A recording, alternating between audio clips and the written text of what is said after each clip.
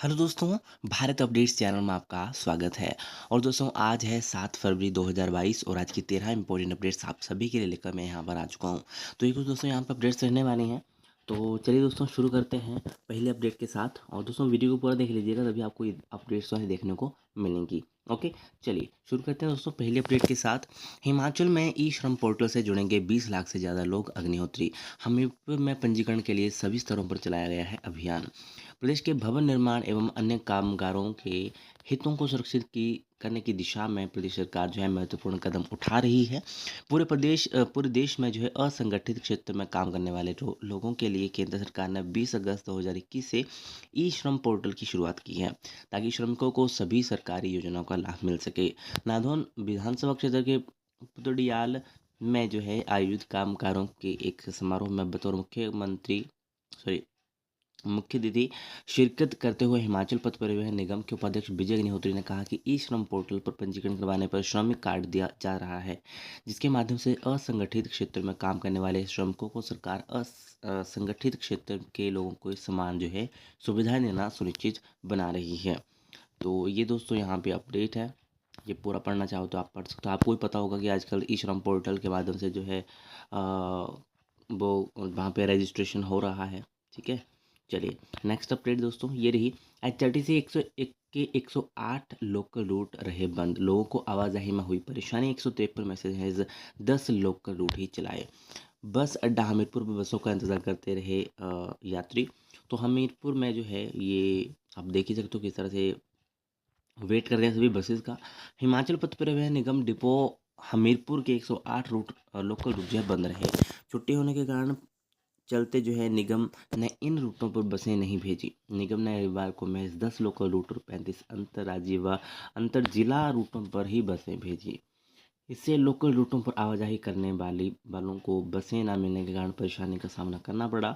रविवार सुबह ही बस अड्डा हमीरपुर पर लोग बसों का इंतजार करने में बैठे रहे। कुछ रूटों के लिए तो निजी बसें मिल गई, लेकिन जिन रूटों पर निजी बसें भी नहीं थी वहाँ के लोगों को टैक्सियाँ कर जाना पड़ा। इस कारण उन्हें आर्थिक हानि भी हुई। तो ये दोस्तों यहाँ पे अपडेट है, ये पूरा देख सकते हो आप। नेक्स्ट अपडेट ये रही। चिन्नौर में विकसित हो रहा औद्योगिक क्षेत्र, युवाओं को मिलेगा रोजगार। 500 कनाल भूमि में विकसित हो रहा है भाजपा सरकार का पहला औद्योगिक क्षेत्र। तो यहाँ पे जो है उपमंडल देहरा और जसमा परागपुर 20 क्षेत्र की सीमा के साथ लगते क्षेत्र चिन्नौर में जो है नया औद्योगिक क्षेत्र बनने जा रहा है। औद्योगिक क्षेत्र चिन्नौर भविष्य में रोजगार की दृष्टि से मील का पत्थर साबित हो सकता है। इस समय देहरा, जसमा परागपुर, नादौन, ज्वालामुखी और फतेहपुर के आदि 20 क्षेत्रों के लोगों के लिए संसारपुर, टेरिस और ग्रेट ही एकमात्र नज़दीकी औद्योगिक क्षेत्र है जहां पर बड़े उद्योग स्थापित हैं और स्थानीय युवाओं को रोजगार मिला हुआ है। लेकिन अब चिन्नौर में नया औद्योगिक क्षेत्र बनाए जाने से लोगों को घर द्वार रोजगार सुनिश्चित होगा। साथ ही स्थानीय बेरोजगारों को रोजगार के लिए बद्दी, नालागढ़ और लुधियाना आदि शहरों में नहीं जाना पड़ेगा। जसवंत रामपुर विधायक विक्रम ठाकुर के प्रदेश सरकार के उद्योग मंत्री बनते ही चिन्नौर में नया औद्योगिक क्षेत्र स्थापित किए जाने का ऐलान हुआ था। तो जिला कांगड़ा के उपमंडल तेहरा की चनौर पंचायत में जयराम सरकार का पहला औद्योगिक क्षेत्र बनाने की सूचना जारी हुई थी। तो अब जो है ये दोस्तों यहाँ पे अपडेट है। शुरुआती दौर में लगेंगे बांस और मेडिकल वेस्ट आधारित उद्योग। जयराम सरकार ने वर्ष 2018 में की थी जारी की थी अधिसूचना। तो ये दोस्तों आप यहाँ पे देख सकते हो। ठीक है, चलिए नेक्स्ट अपडेट ये रही। लाहौल के जिस्पा में गिरा हिमखंड, प्रदेश में 423 सड़कें अभी भी बंद। बर्फबारी के तीसरे दिन भी दुश्वारियां बरकरार, 276 ट्रांसफार्मर चल रहे बंद। 96 पेयजल योजनाओं में से भी आपूर्ति ठप। तो बारिश बर्फबारी के 3 दिन बाद रविवार को भी हिमाचल प्रदेश में दुश्वारियां कम नहीं हो पाई हैं। मौसम खुलते ही लाहौल स्पीति के जिले जिस्पा गांव में रविवार को बामतट की पहाड़ी से हिमखंड गिरा। हालांकि इससे कोई नुकसान नहीं हुआ है। एक दिन पहले ही मनाली से स्थित हिम और हिमस्खलन अध्ययन प्रतिष्ठान ने कुल्लू, लाहौल स्पीति, किन्नौर, चंबा और शिमला के पर्वतीय इलाकों में हिमखंड गिरने का अलर्ट जारी किया था। उधर बारिश बर्फबारी के 3 दिन बाद प्रदेश में करीब 423 सड़कें यातायात के लिए बंद रहीं। इसके अलावा 276 ट्रांसफार्मर और 96 पेयजल योजनाएं ठप हैं।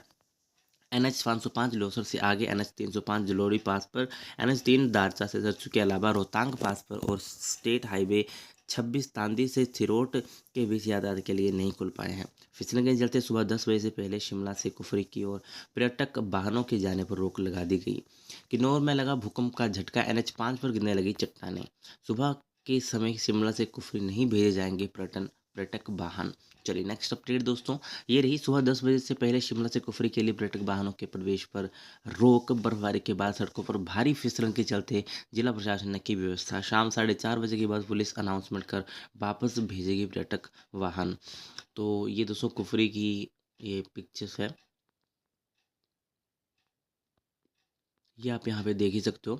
सुबह 10 बजे से पहले पर्यटक वाहनों के शिमला से कुफरी की ओर प्रवेश पर रोक लगा दी गई है। बर्फबारी के बाद शिमला कुफरी फागू सड़क पर भारी फिसलन के कारण दुर्घटना के खतरे को देखते हुए पर्यटक वाहनों को ढली वायर वाइफरकेशन से आगे नहीं जाने दिया जाएगा। तो ये दोस्तों यहाँ पे अपडेट है। नेक्स्ट अपडेट ये रही, बर्फ में चलकर 144 अभ्यर्थियों ने दी कंबाइंड ग्रेजुएट लेवल 3 की परीक्षा। संजौली कॉलेज में परीक्षा देकर बर्फ के बीच से बाहर निकलते अभ्यर्थी।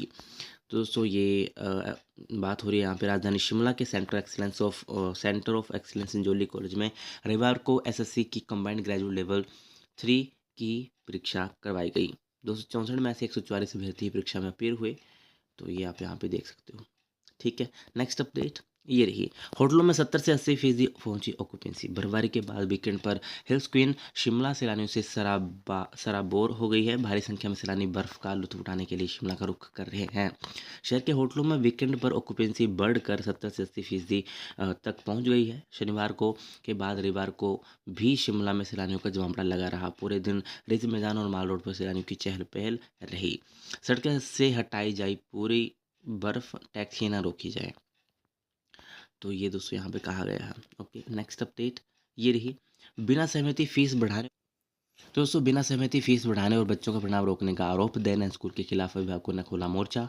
अभिभावकों का ऐलान, नहीं चुकाएंगे बढ़ी हुई फीस। रिजल्ट रोकने का मामला ध्यान में नहीं प्रधानाचार्य।